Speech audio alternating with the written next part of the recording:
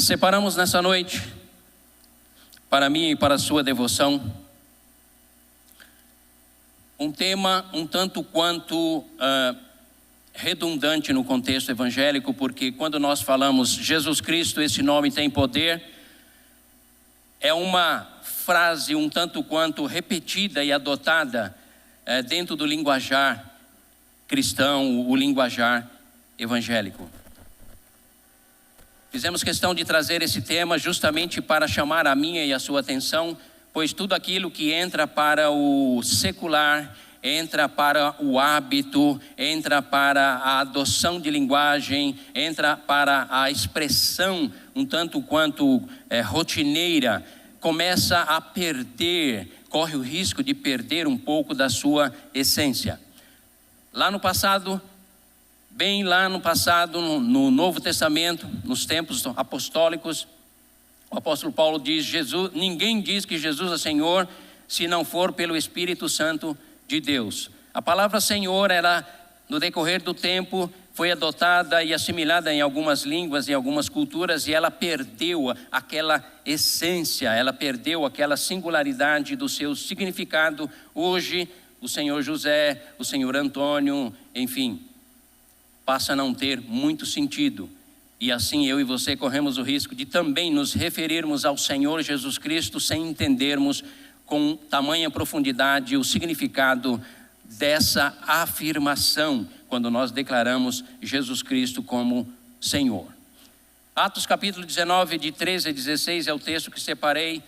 Pode parecer paradoxal o texto, porque o texto faz alusão a uma experiência vivida por alguns homens que tentaram utilizar e lançar mão do nome de Jesus fora do contexto o qual ele traz as suas implicações para o meu e para o teu coração. Atos capítulo 19, versículo de 13 a 16 é o texto que vamos ler.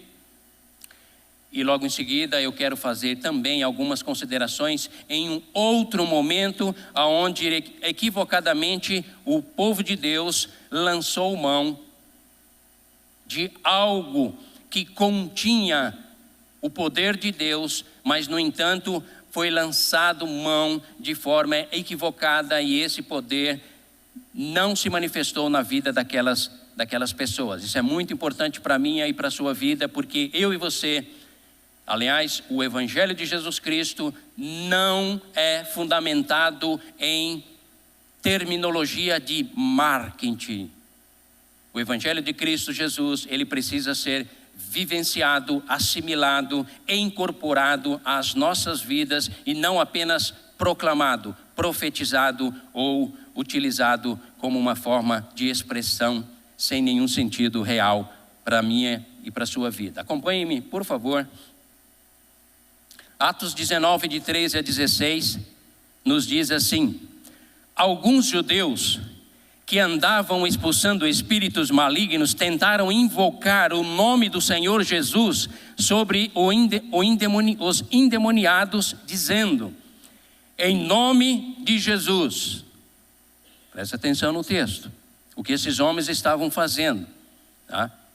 Em nome de Jesus, a quem Paulo prega, eu lhes ordeno, saiam. Os que estavam fazendo isso eram os 7 filhos de Seva, um dos chefes dos sacerdotes dos judeus. Não eram qualquer pessoas, eram pessoas religiosas, oriundas de um arraial religioso, de um ambiente religioso, e estavam lançando mão do nome certo, mas da maneira equivocada. Um dia, versículo 15, o espírito maligno lhes respondeu. Olha, uma entidade maligna respondendo àqueles homens que estavam tentando expulsá-los. O espírito maligno lhes respondeu: Jesus eu conheço, Paulo eu sei quem é, mas vocês quem são? Então o endemoniado saltou sobre eles e os dominou, espancando-os com tamanha violência que eles fugiram da casa nus e feridos, ou seja, tomaram uma piaba.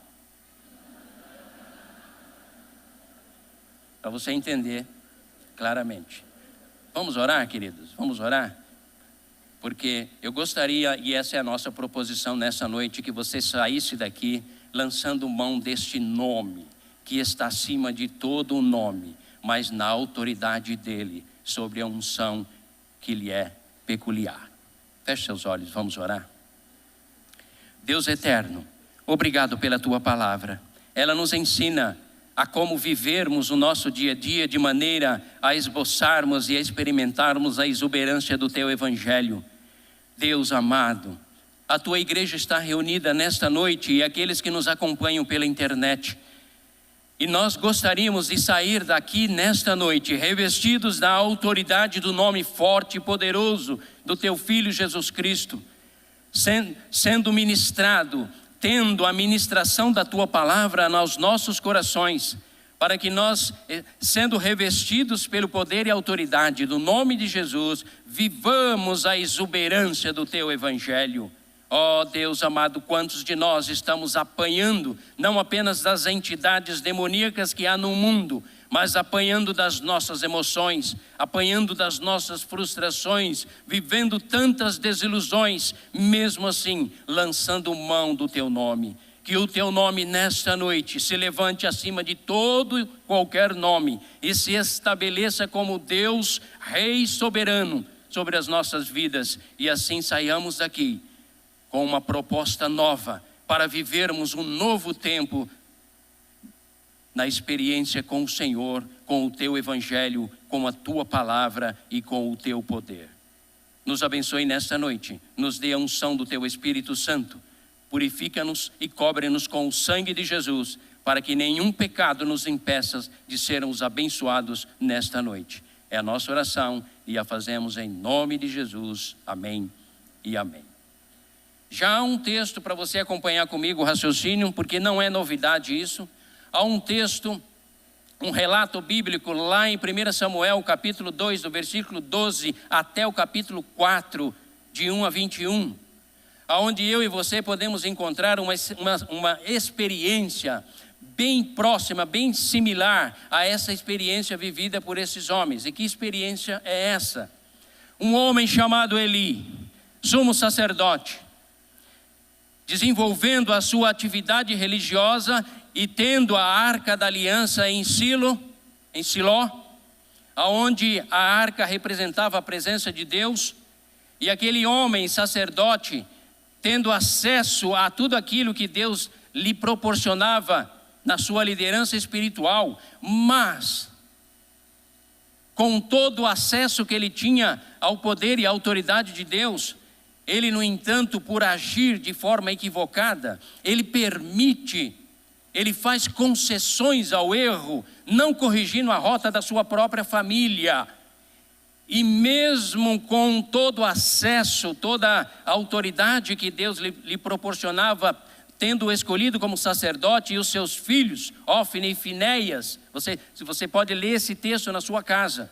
Capítulo 2 de 1 Samuel, começando no versículo 12 até o capítulo 4, de 1 a 21, 22, você vai encontrar esse relato. E lá nós temos um homem, sumo sacerdote, com 2 filhos, Ófine e Finéias. Mas sabe qual foi o erro deste homem, querido? Ele tinha todo o poder e toda a autoridade de Deus. Ele foi escolhido e separado por Deus, mas ele não deu a devida atenção e não desenvolveu o devido temor que o Deus Todo-Poderoso espera e exige daqueles que professam o seu nome. E o relato bíblico nos diz que Eli amou mais, preservou mais os seus filhos do que a Deus. Este foi um grande problema, um grande equívoco cometido por Eli. E o texto todo ele relata inclusive os pecados feios, horrorosos que Ófine e Finéias praticavam. E Eli fazia vistas grossas. Então nós estamos diante de um homem escolhido por Deus, separado por Deus, tendo a autoridade de Deus, tendo a concessão e a presença da arca que simbolizava a presença real de Deus sobre aquele povo, mas nós temos um homem descomprometido com esse Deus. E aí a história nos diz que os filisteus atacaram os israelitas naquele tempo, e eles foram abatidos.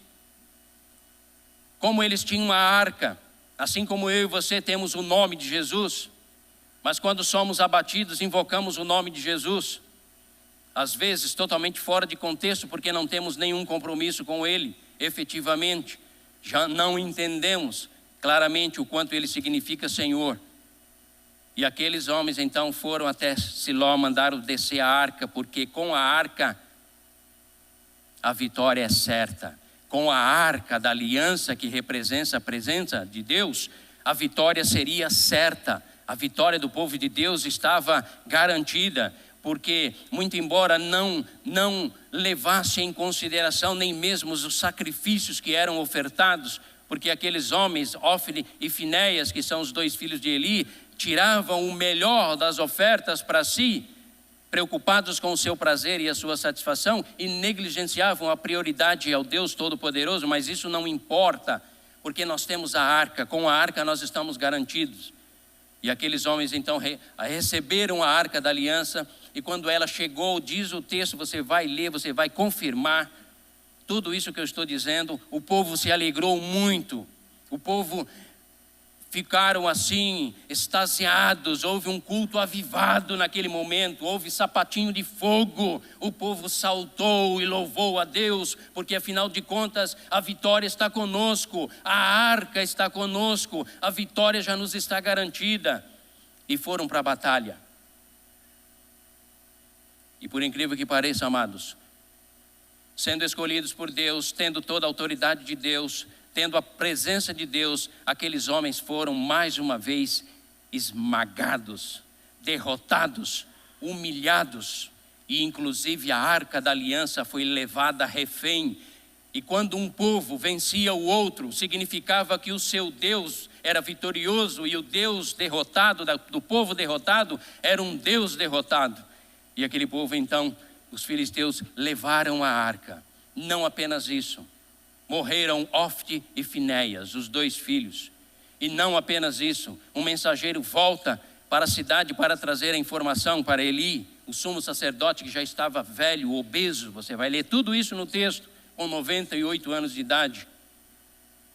E ao receber a notícia, e disseram para ele, a arca foi levada. Aquele homem caiu pesado e obeso, bateu a cabeça, quebrou o pescoço e faleceu.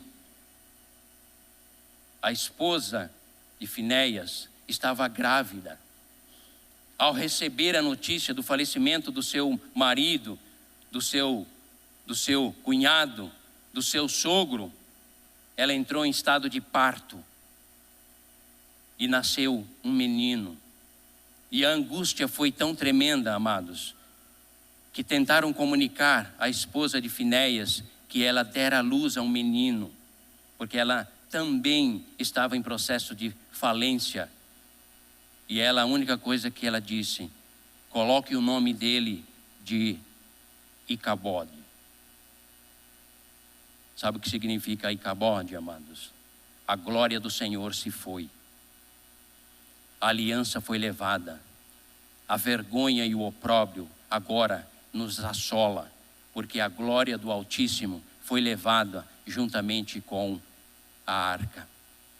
Tudo isso em cumprimento à palavra profética que já havia sido predita para Eli, para que ele consertasse o seu caminho e entendesse que a adesão, o lançar mão, seja de um nome, ou seja da arca da aliança que representava a presença de Deus, sem nenhum comprometimento com esse Deus, efetivamente não produz efeitos suficientes na vida de quem quer que seja na vida de uma pessoa, seja na vida de uma família, seja na vida de uma nação, seja em um continente.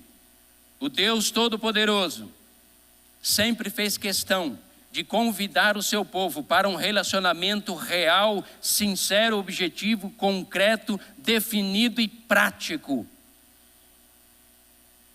Icabode, a glória de Israel foi levada, mas a glória permaneceu na arca da aliança. Sabe por quê? Do capítulo 5 em diante de 1 Samuel, você vai descobrir que a primeira coisa que eles fizeram foi levar a Arca da Aliança para Asquelon, uma das cidades filisteias.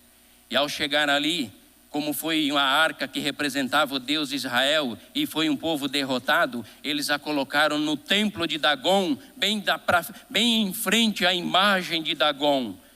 E sabe o que aconteceu, amados? O povo de Israel foi derrotado porque estava brincando com o Todo-Poderoso, não o levava a sério, vivia uma religiosidade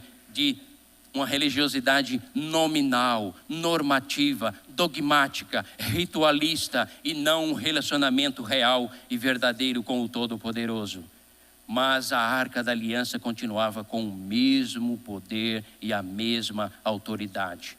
Ao colocarem a Arca da Aliança no templo de Dagon, diz o texto do capítulo 5 em diante, em 1 Samuel, que na manhã seguinte, aquela estátua estava prostrada com o rosto em terra, reconhecendo que estava diante do único Deus Todo-Poderoso representado ali na arca. O povo foi derrotado, mas o poder e a autoridade da arca, representando a presença do Todo-Poderoso, não foi abalada em momento algum.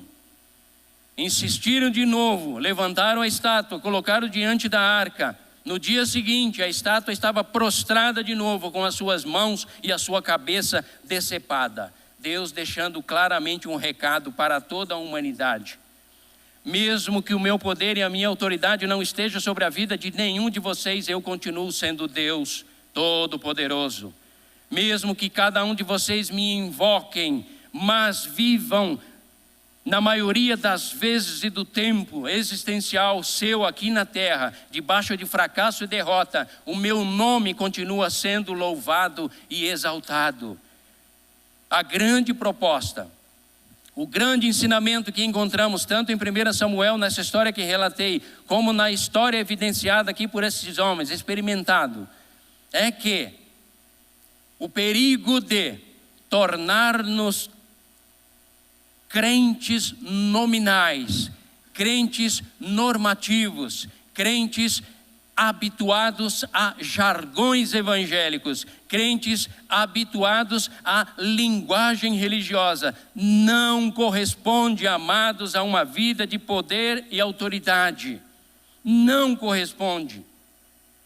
E o que o nome de Jesus significa para mim e para você, é o que vai fazer a diferença para a minha e para a sua vida.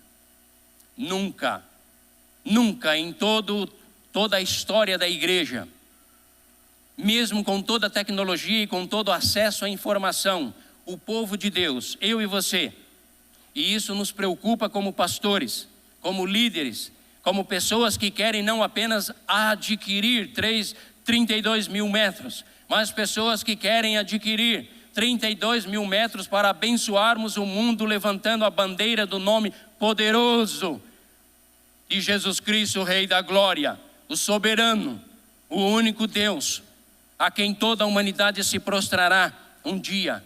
A nossa preocupação não é apenas a aquisição para o meu ou para o teu conforto, para facilitar o teu acesso com os teus carros. Não. Tudo isso está no escopo da nossa preocupação. Mas a nossa maior preocupação é, de alguma forma, como líderes e pastores, contribuir para gerar em vocês, cada um de vocês, assim como nós, uma identidade profunda, íntima, comprometida com o Evangelho de Jesus Cristo, com o seu nome, com o seu poder e com a sua autoridade. Não temos medo, amados, de viver grandes experiências, porque sabemos que o nome de Jesus, mesmo quando nós fracassamos, Ele não fracassa. Mesmo quando somos infiéis, Ele é fiel. Mesmo quando não agimos com justiça, Ele é justo. E o seu nome continua poderoso, acima de todo e qualquer nome. E nesta noite eu diria para vocês, se houver pessoas enfermas, seja com câncer ou qualquer doença que a medicina não tem resposta, o nome de Jesus nessa noite tem poder e autoridade de intervir na sua vida, porque o nome dele é poderoso, o nome dele faz com que as tempestades se acalmem. O nome dele é aquele aonde as castas de demônios se prostram. O nome dele é aquele que repreende toda e qualquer medo, ansiedade ou insegurança. Porém, o poder inerente que há no nome de Jesus só tem acesso, só tem efeito real e concreto na minha e na sua vida quando eu e você passamos a vivenciar, a caminhar com Ele, a andar, a almoçar, a ter uma relação íntima, próxima, crescente, ascendente, contínua com a pessoa bendita de Jesus Cristo. Muitos de nós, e esse tem sido um mal do século 21, quase nada conhecemos das Escrituras. Muitos de vocês, quando nós conversamos, já nos diz: eu tenho dificuldade em ler a Bíblia, não fui instruído à leitura, não fui instruído pelo prazer da leitura e do conhecimento. Mas sabe, amados, eu tenho uma péssima notícia para você. Ou você sai da sua inércia, ou a inércia vai engolir você. Ou você sai da sua apatia e caminha em direção ao sumo pastor, depositando nele sua total convicção e mergulhando na sua palavra, para que não aconteça comigo e com você aquilo que diz o texto de João: errais por não conhecerdes as Escrituras e nem o poder de Deus. Não há outro meio, amados. Todos nós gostaríamos de ter uma varinha mágica, onde você entrasse por aquela porta e nós tocássemos na sua mente e você saísse pela porta aqui lateral do outro lado, transformado. Mas isso não existe. Isso é magia evangélica. Isso é palha no mundo real, aonde o nosso Cristo entrou. Ele nos diz, Ele nos orienta, Ele nos desafia a andarmos com Ele, porque eu vos dei o exemplo para que, assim como eu vos fiz, façai vós também. Não existe fórmula mágica para eu e você desenvolvermos um relacionamento íntimo e intenso com o Senhor Jesus Cristo. E se não assim o fizermos, a minha e a sua vida, ela será pontuada pelo tédio, pelo vazio, pela aridez de uma vida religiosa, onde a manifestação do poder e da autoridade do nome precioso de Jesus poucas vezes será experimentado. É tempo, amados, diz o Senhor, de sairmos da nossa terminologia evangélica e adotarmos no nosso ser a essência de tudo aquilo que nos é proposto pela Escritura. O apóstolo Paulo nos diz, amados, escrevendo a Timóteo: os tempos últimos serão tempos difíceis, porque os homens serão amantes de si mesmos, hedonistas, buscando apenas e tão somente o seu prazer, incautos, presunçosos, avarentos, amantes do mundo, amantes dos prazeres e inimigos de Deus. Nesse tempo, eu e você somos desafiados a levantar uma bandeira que significa: eu assumo a minha identidade com um rei chamado Jesus Cristo e viverei para o louvor da sua glória por todos os dias da minha vida, porque desejo experimentar a excelência da grandeza, o poder e a autoridade do seu nome.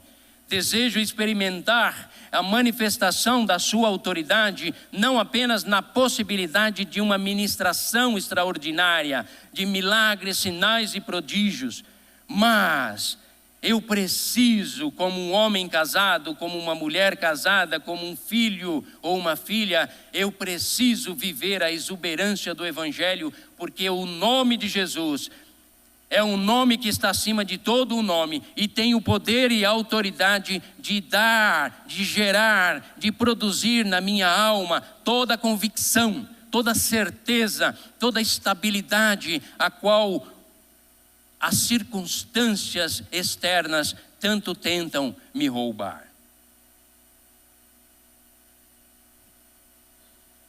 Esses homens tentaram lançar mão do nome de Jesus, não com base na sua experiência ou por conhecer a origem, a procedência e a autoridade desse nome, mas porque Paulo pregava. Quantas vezes eu e você vivemos ao longo da nossa semana apenas com o que ouvimos deste púlpito e pouco temos de vida devocional, de vida relacional com o Deus Todo-Poderoso.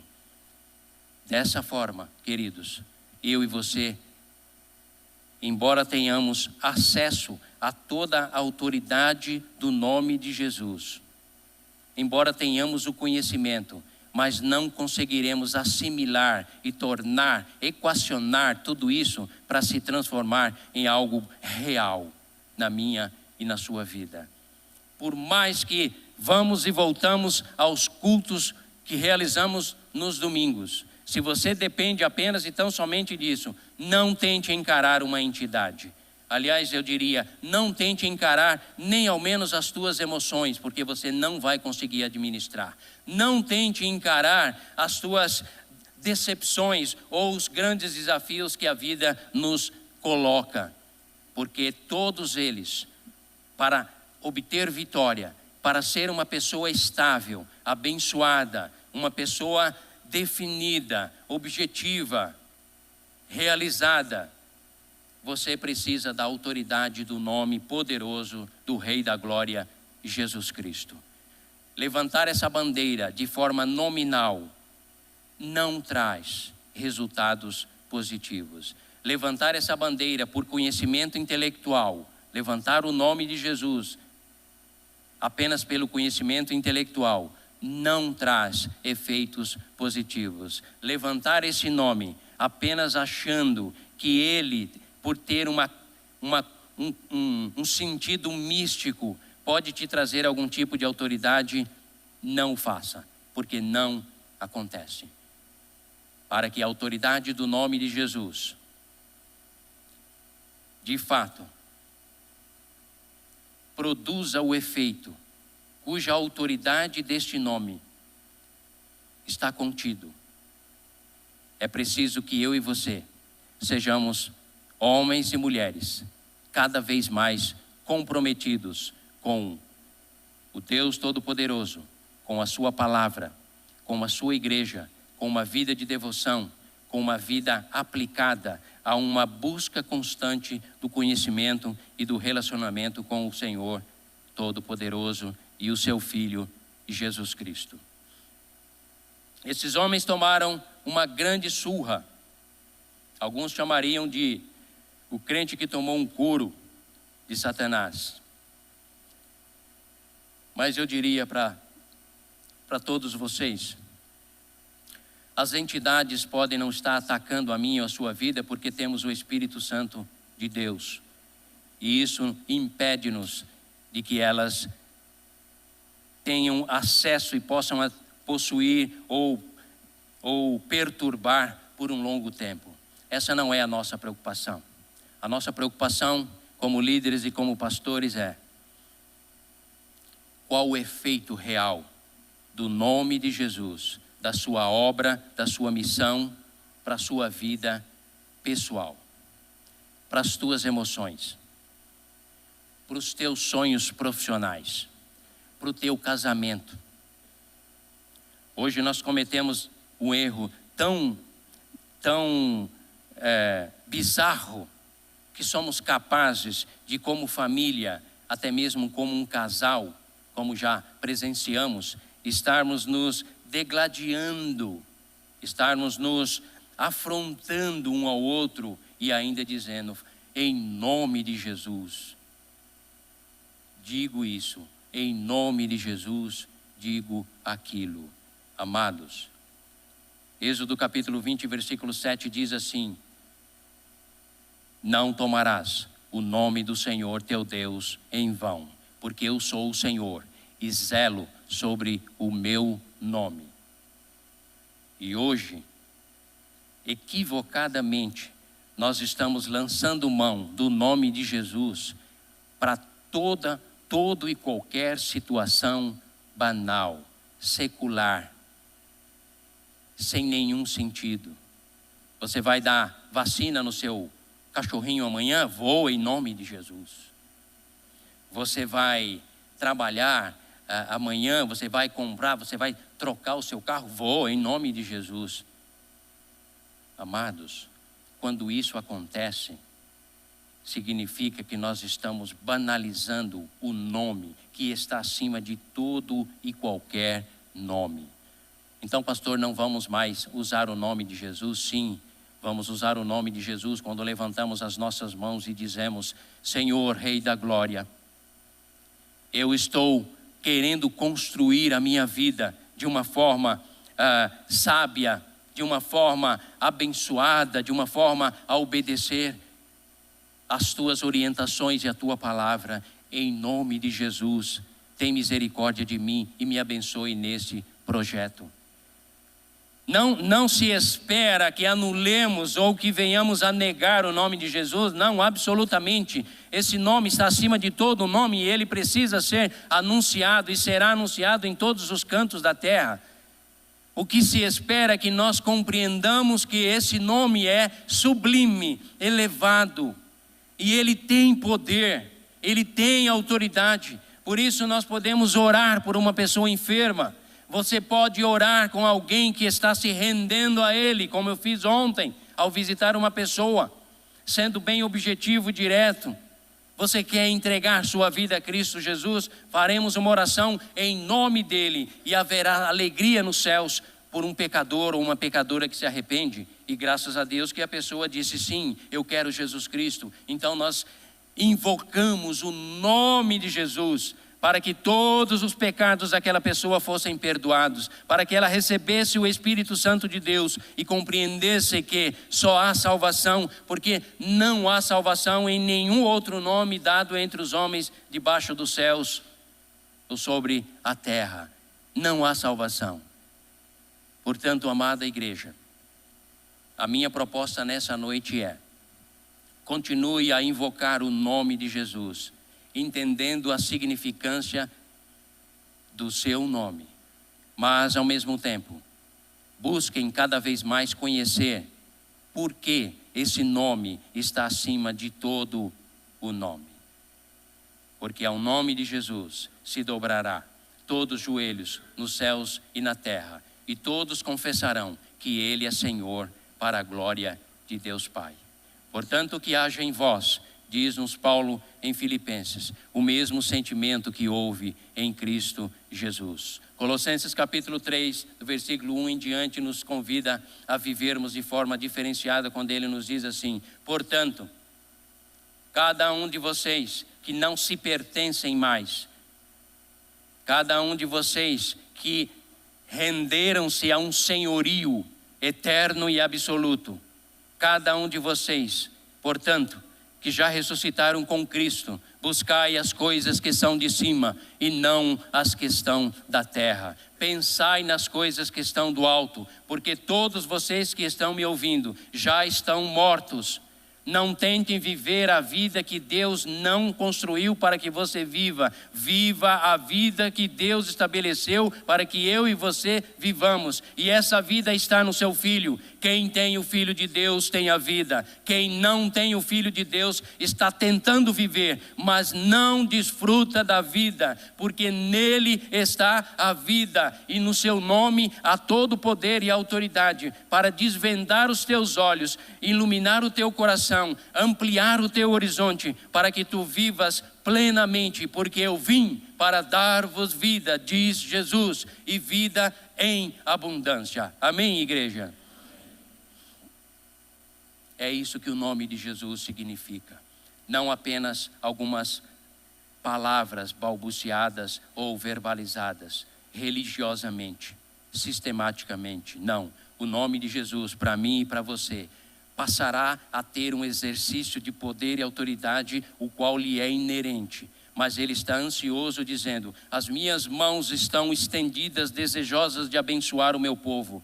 Mas eu não posso abençoar o meu povo porque eles são formais, nominais, normativos, dogmáticos. Eu quero abençoar o meu povo, cada um deles, ministrando nas suas almas, na intimidade do seu ser, construindo seus relacionamentos, construindo seus casamentos, construindo e realizando os seus sonhos. Mas eu preciso que o meu povo volte-se para mim, porque assim diz o Senhor em Jeremias: o meu povo muitas vezes comete o mesmo erro, lá no passado e no tempo presente. Abandona-me o Senhor, a fonte dos mananciais das águas vivas, e cavam para si cisternas rotas que não podem reter as águas. Venham, vinde.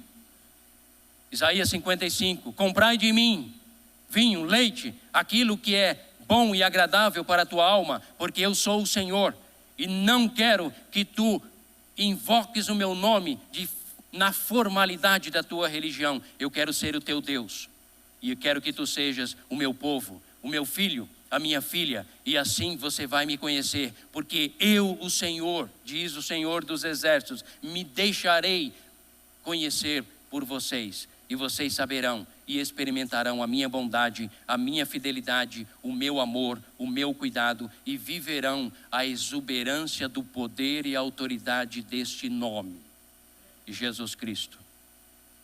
Jesus.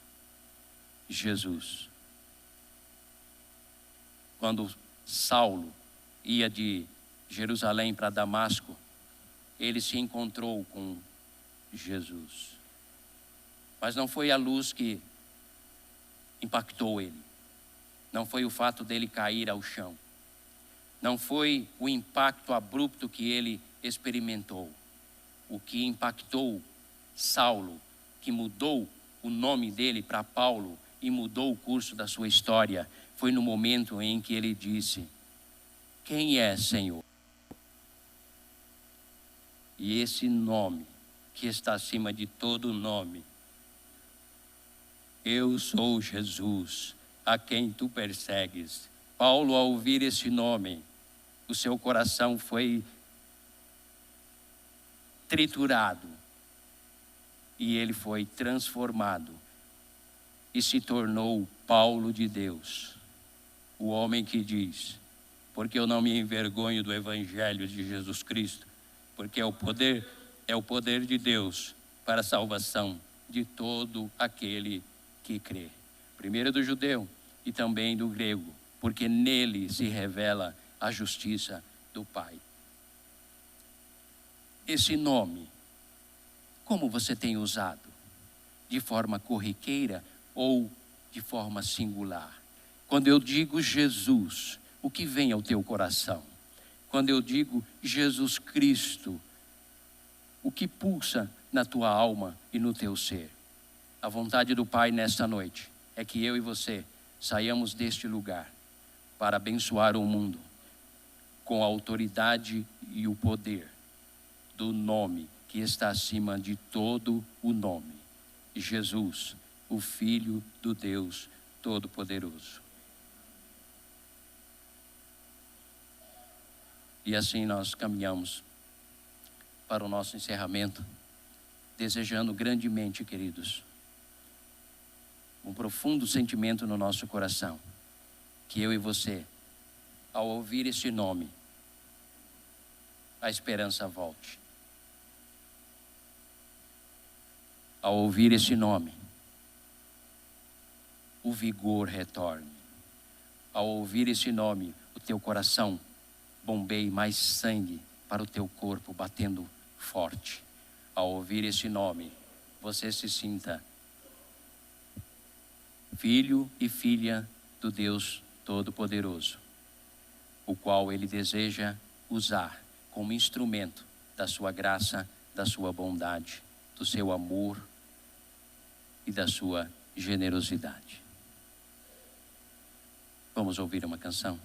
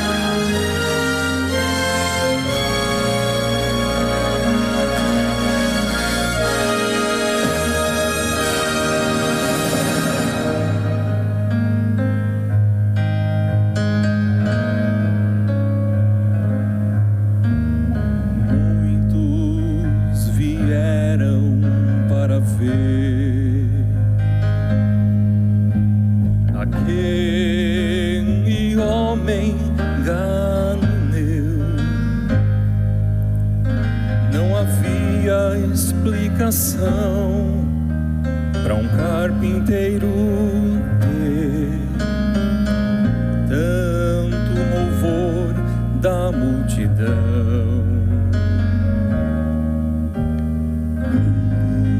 Tem nos olhos o poder de ler qualquer coração. Ele está unido ao Pai e fala de amor. Ele vem em nome do Senhor.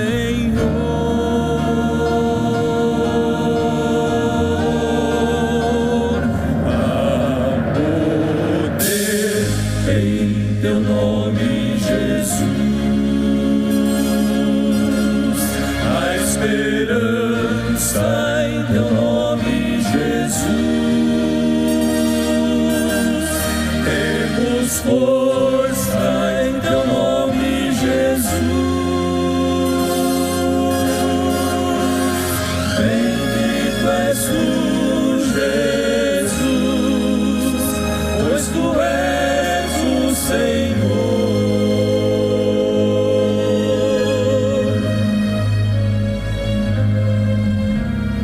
Quando nos vêm desilusões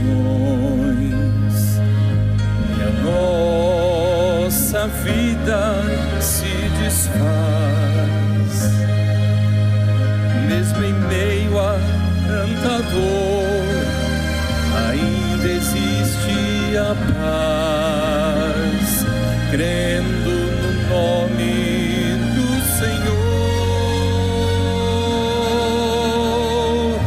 O doce nome de Jesus, poder e força produz. Ele traz a eterna paz, Ele é a eterna luz. Há poder no nome de Jesus.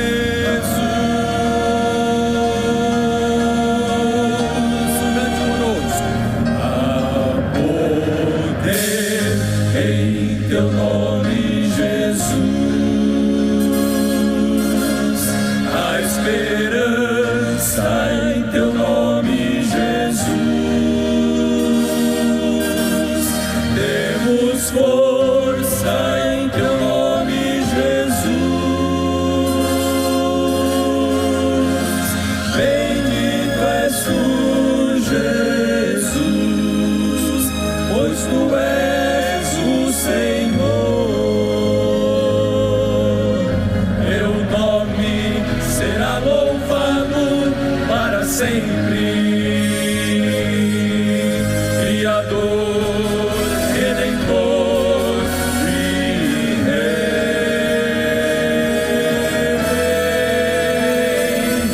Há poder em teu nome, Jesus. Há esperança em teu nome, Jesus. Temos força em teu nome, Jesus.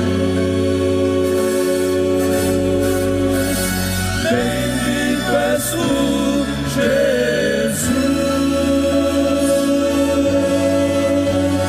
Bendito és tu, Jesus.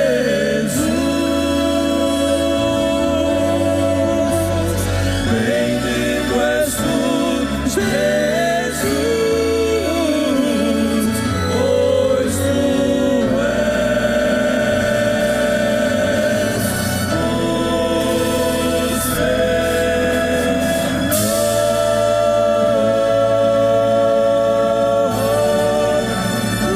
és o Senhor.